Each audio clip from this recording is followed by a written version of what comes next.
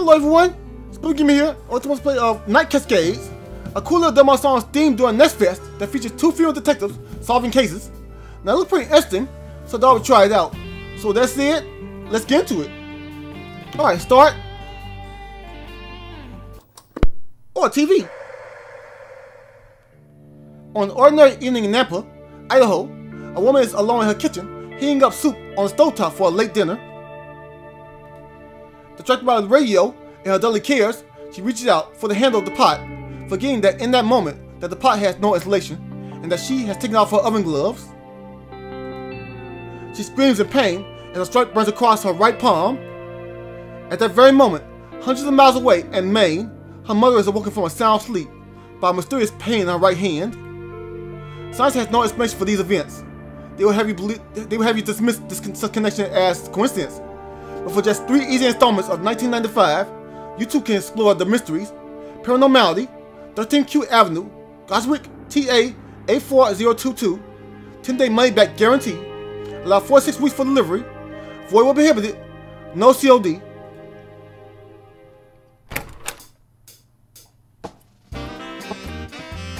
I open the office door and make my way inside, feeling unreasonably apprehensive. Hello?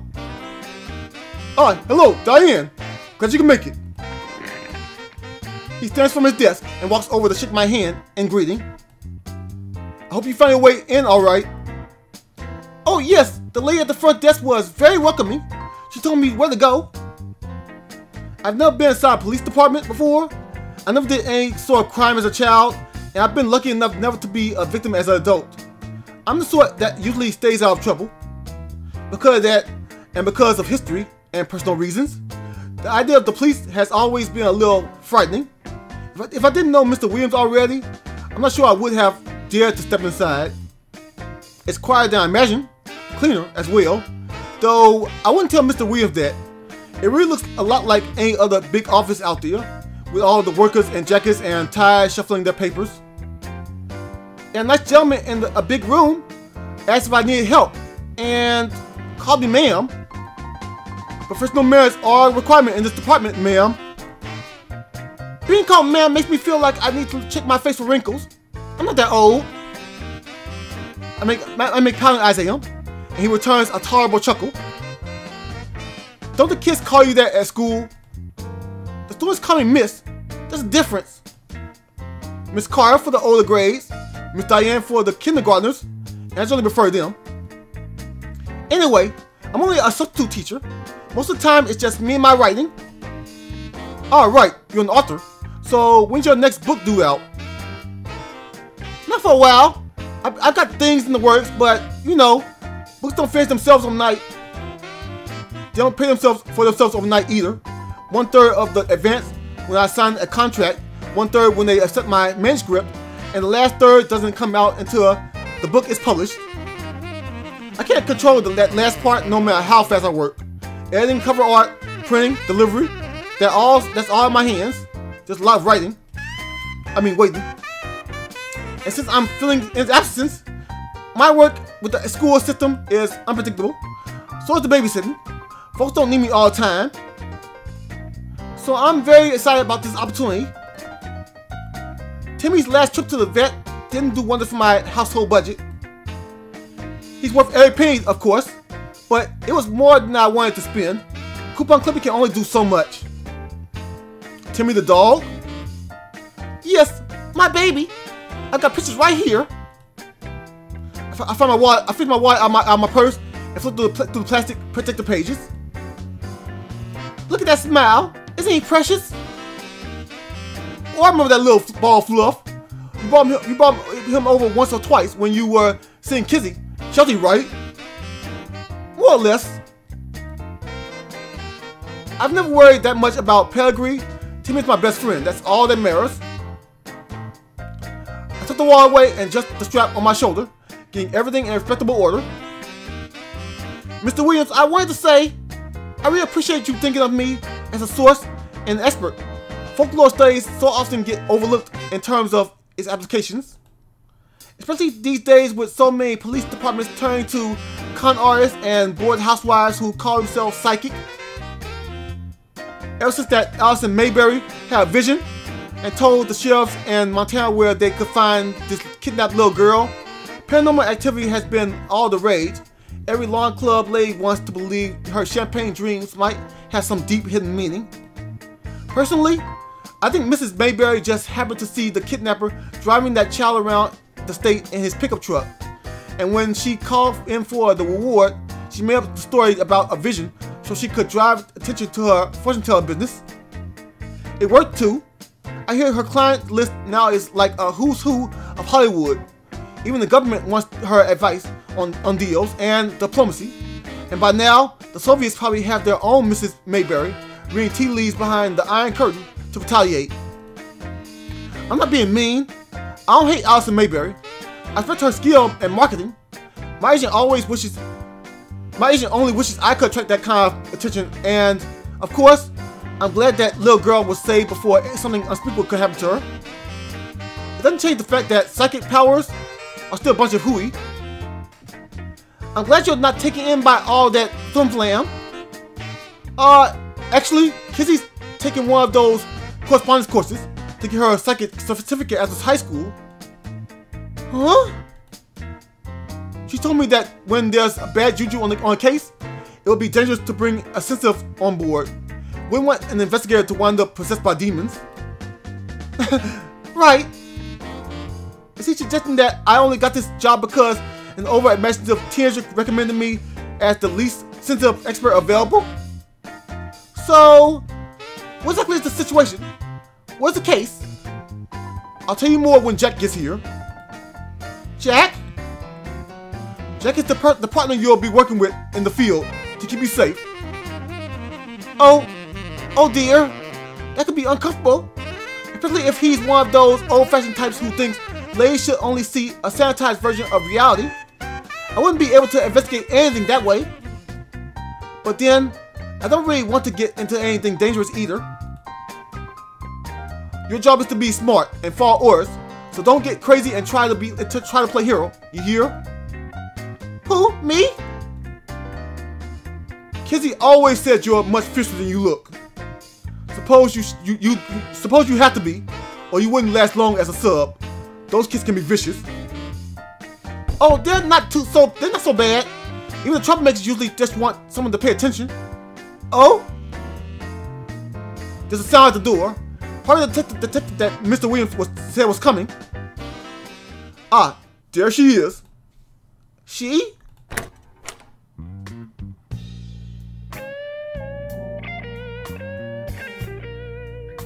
The door opens and she walks in. She could have stepped right off a recruitment poster. Long legs, broad shoulders, black hair, straight and thick and sleek. Light brown skin, still touch. Wait, let me start over. Okay, she could have stepped right off a recruitment poster. Long legs, broad shoulders, black hair, straight and thick and sleek. Light brown skin, still touched by time and scars. She walks like a woman in complete control of her body. Never surprised, never vulnerable. The very model of a woman warrior. And far too familiar. Jackie? Hello, Diane. Her eyes meet mine, cold and blue, giving nothing away. She closed the door behind her, sending us all into the office together. You two know each other? Yeah, we went to the same college. Oh my word, she is gorgeous. I can't stop staring. This is so unfair. I'm not even wearing my cute shoes. But why should I care what she thinks? I thought she's even looking. At my shoes, I mean. I know she's looking at me. I can't look away. She holds out her hand to me to shake. All business. It's good to see you again. Likewise. Well, save me the trouble of introductions. Let's get down to business. He brings out a manila folder filled with papers, photographs, and blocky black and white Xeroxes of handwritten reports. Over the past month, there have been several reports of small fires set in wooded areas, never too deep in the backwoods, always near neighborhoods. He lays down a map and taps several locations. Looked like campfires, but not in any designated camping areas. So people were sent around to investigate for fire safety. Well, it's been pretty wet lately, so the risk wasn't high, but we couldn't count on that. Only you can prevent forest fires. I don't laugh. We figured it was most likely kids, or maybe a tramp. Been more folks homeless since they slashed the HUD budget. He runs his blunt fingers over the papers, hunting for some signal and the fringes, and works loose a few sheets with photographs clipped to them. Crew came back, said they found something weird in the fires, bones, funny symbols, the devil's work. Not everything that falls outside of the Judeo-Christian. That's how the crew told to me, so that's how I'm telling it to you. I closed my mouth. And now there's this new thing reported. Shops being vandalized, with symbols painted over all the windows. Oren insisted on cleaning it all up ASAP, so it didn't drive off her customers. But we've got pictures of what it looked like fresh. You'll probably want to go talk to her, see if she knows anything. Address and phone number are here. He looks at me, his normally warm eyes serious. You're my expert here. Is this stuff connected? What does it mean? Who's behind it? And how do we make it stop? Y'all know how worked up people can get about witchcraft. We don't want things getting out of hand. He jerks his chin in Jackie's direction. Jack's job is to look official, act tough, ask questions, run any dare you need through the system, and keep you out of trouble. Don't take stupid chances. Let Jack protect you. I want to hear you got yourself shot or stabbed or had some blood curse on your firstborn. I'm sure I'm in safe hands. I wish that were true. All right then. I'll let the two of you plan out your strategy. Right, Captain. You give Timmy a call for me. You hear? Yes, sir. Mr. Williams. Captain. It'll do. He walks out and closes the door behind him, leaving us in a semi-privacy. Oh wait, no. He walks out and closes the door behind him, leaving us in semi-privacy. Sound, at least, should be blocked, but the glass window and the walls leave us still in view of the other detectives. I suppose the police don't want anyone to be able to move around inside the office undetected. So here we are, just the two of us. Hi. Hi. You're looking well. That sounds brainless, doesn't it? How have you been? Can't complain. I wait for her to ask the same question in response, but she says nothing. Is your family well? As far as I know. And again, she stays silent. She doesn't even look at me.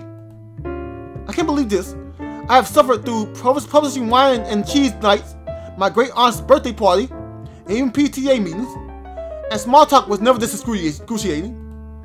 Well, there's no need for my best manners here, is there? Did you know it was going to be me that you were assigned to? Did you know I was here before you walked through that door? Yeah, but I didn't tell the boss I knew you. Do they know that you're... No! Nobody knows. It's what I expected. Really? Mr. Williams is a nice man, but the world is what it is. And in this world, the South is not a safe place to be known as a homosexual. It's hard enough just being a single woman without a man to keep you. Don't worry. I wouldn't say anything. We both have reputation to protect. We both have reputation to protect. I never expected to see you here, though. I didn't think law enforcement was one of your career goals. She looks at me for a moment. Well, things don't always work out the way we expect. We're here to do a job, right? So let's get to it. Right. This isn't about us.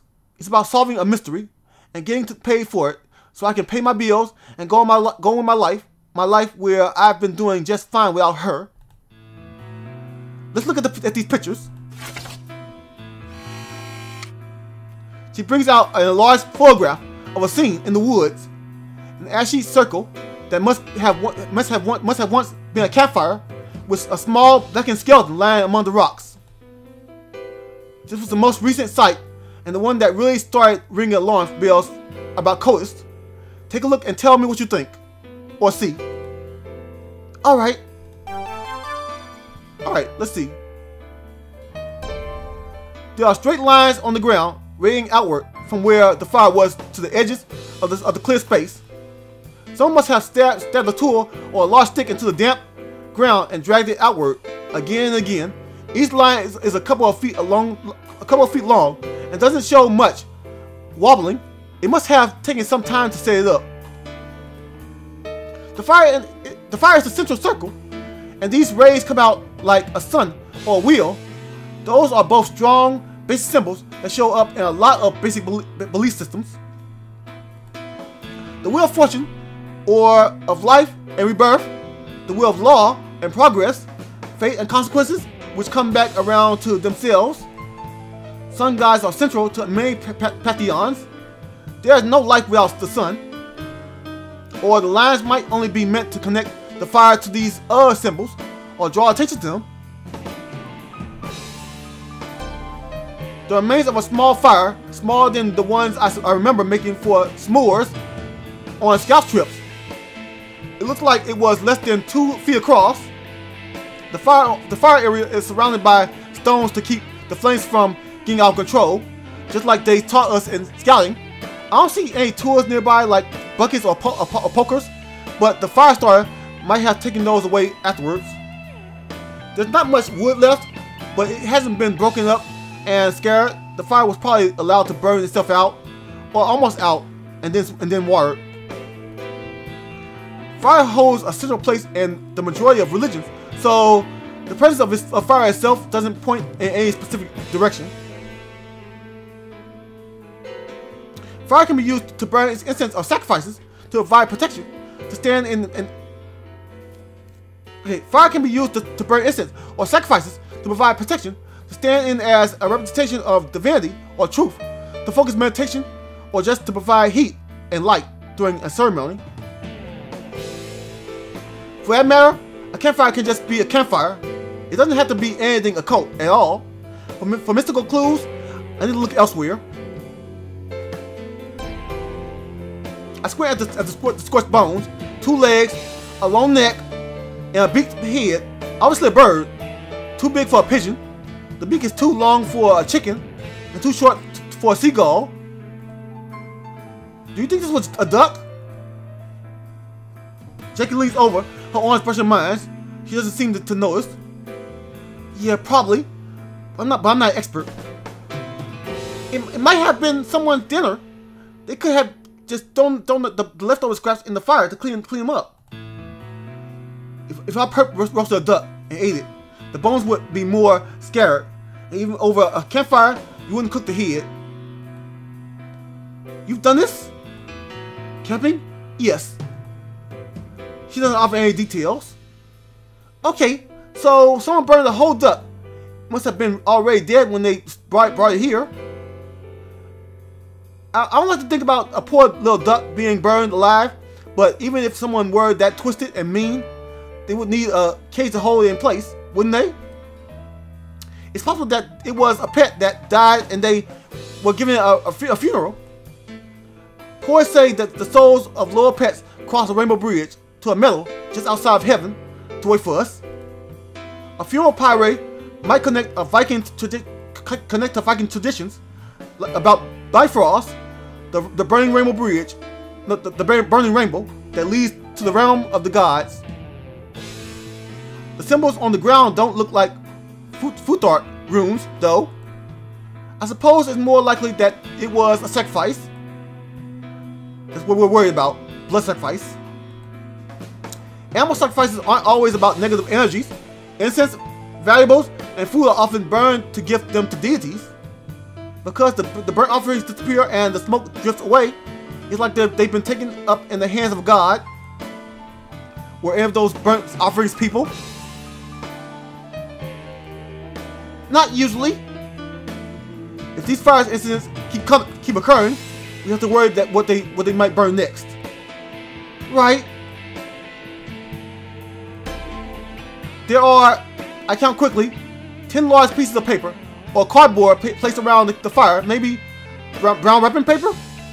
It's about the right color, and the pieces appear to be torn unevenly. Most of the paper pieces have large symbols drawn onto them and thick black marker. Some have smudged out of readability. The ground was probably damp, and the water damaged some of the symbols. As Mr. Williams said, the wear's been wet a lot lately. The pieces of paper are weighed down with stones and twigs to hold them in place. I don't know what these mean offhand, but they look Indian to me. I'll copy them down in my notebook so I can look up more information at home. As well as my set of encyclopedias, I have a number of guides to world religion and mythology on my bookshelves. Some of them are left over from my school days, others I brought as researches for my writing. I brought a couple of books on local legends with me to the police station department today, just in case they were useful, but it wouldn't have been practical to carry the whole collection. I wish whoever took this photograph had thought to move the rocks a little so I could see the symbols more clearly. I'll do the best I can to draw the symbols, but I know I'm missing the bits and pieces. I'm glad the photographer managed to take in the whole scene, but it would have been helpful if they included some notes about orientation. With some rituals, it makes a difference what you place facing north. The precise position of these symbols might be important to deciphering their meaning. I don't suppose this site is still intact. No, it was all cleaned up. It's not exactly a crime scene, so putting up tape to preserve it would worry some citizens for no reason. Did they keep those paper symbols anywhere? I'm pretty sure they were thrown away.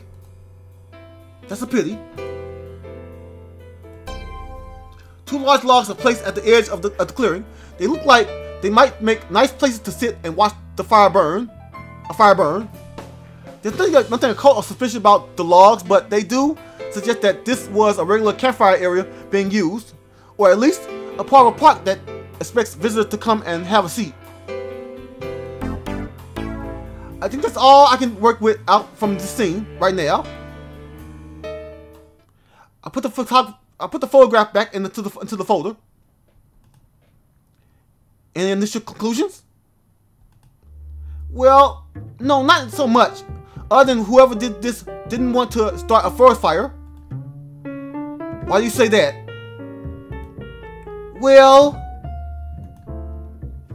alright, let's see. The logs? Look at those logs. People sit there. This might have been a designated campfire spot, which would make it a safe place to burn. It might have. That's not really proof of anything, is it? Alright, the paper symbols? Someone made an effort to put all these bits of paper down and hold them in place. If the fire had spread, all symbols would have been destroyed. What if that was the idea? How do you know that the fire wasn't supposed to burn those symbols? Alright, the skeleton? Well, the only thing that got burned was that duck. That doesn't prove that what the person's intent was. Oh, no, not say no. Okay. The lines on the ground? Those lines on the ground were made in mud. The whole area was wet. The fire wasn't going to spread. Doesn't prove the perp doesn't want more fire. Alright, so we got one more left. The fire itself. Alright, so look at that fire. Look at the fire. It's completely surrounded by rocks with bare ground around it. Just the way they taught us to make it campfires when I was little. That's how you keep a fire under control. This fire was managed safely. And didn't the captain say that this wasn't a camping area? If that's true, then whoever made the fire had to set it up themselves. Whatever they were doing, they weren't trying to start a bigger fire. Sound reasonable? You should look at the next scene. Right, the store.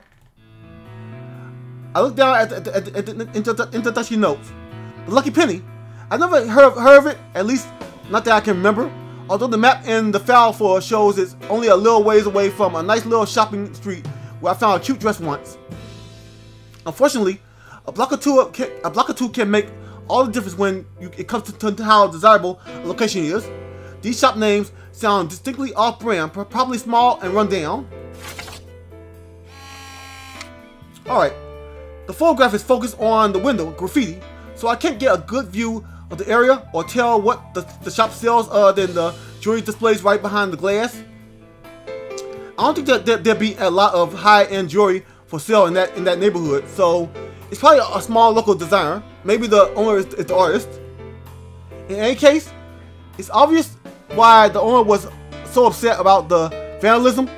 Even a bad neighborhood being marked up like that can be good for business. What clues are there here to tell me about the culprit's motives? Alright, got 4 clues.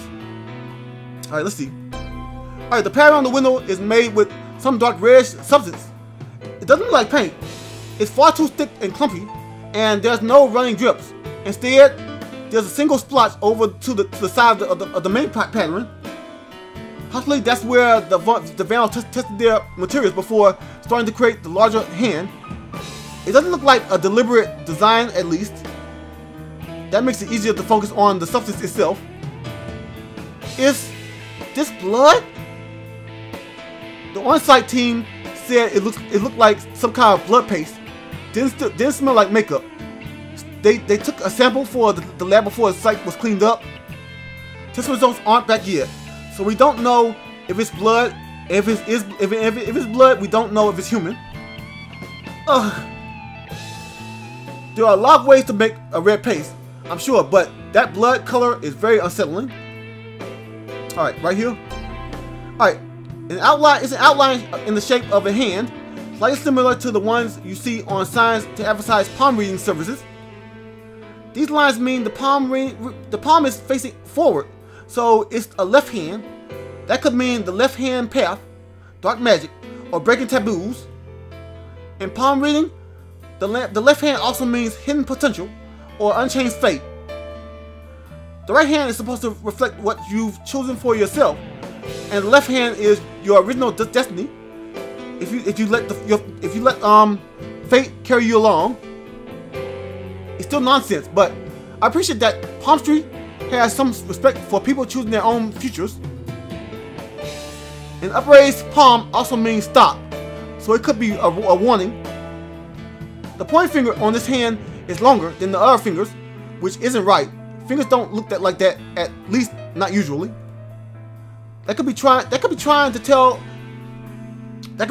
draw attention to something, or representing the power of an idea, or it could mean wait, or it could just be sloppy painting.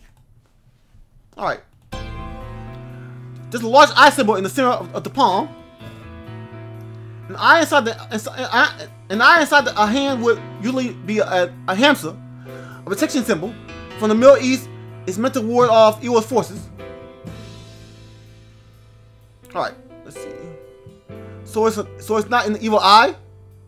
A hamster is an anti-evil eye, but that's always depicted on the right hand, not the left. Putting on the left hand could mean a reversal. So it is an evil eye. It might be. I try to remember. The eye inside the hand was also used in the Mississippi culture. It might represent a portal to the other world. Would marking this store as a portal to another realm be a good thing or a bad thing? I really can't tell what this signifies. Alright, this right here. This is strange. There are symbols all over this hand, and they look like alchemy symbols, but they're the wrong symbols, and they're in the wrong place. How are they wrong? palm readers have a lot of traditions about naming parts of the hand so they can talk about the differences between them. The mount of Venus, the planes of Mars, the finger of Jupiter. I know what those symbols look like and where they should be placed on the hand. These are totally different. I can't read what all the symbols inside of the fingers are. They're too messy. And I don't have every single alchemy symbol memorized, so I don't know what all of them mean. But I do recognize these triangles with lines through them. Those are the 4 classical elements: earth, air, fire, and water. And that's not what's supposed to be drawn inside a hand. Also, the palmistry symbols are always drawn inside the finger shapes, not over them. This symbol is more like a hand of mysteries, except then there would be a fish. Jackie blinks a few times, but doesn't ask about the fish. I sketch as many of the symbols as I can to my notebook for later reference. I think this is all I can work out from this scene right now. So, what do you think? About the case? She raises the eyebrow.